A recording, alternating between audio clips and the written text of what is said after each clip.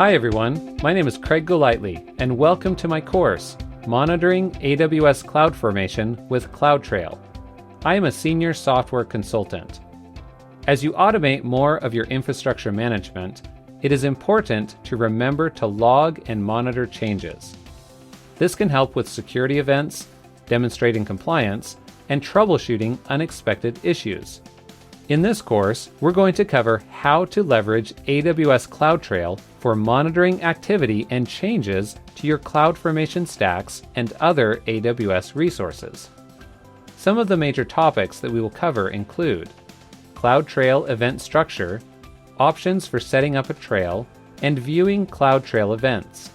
By the end of this course, you will be able to set up a trail to capture CloudTrail events, view events with a variety of tools, and receive notifications about changes to your CloudFormation stacks. Before beginning the course, you should have a basic understanding of CloudFormation and be familiar with AWS.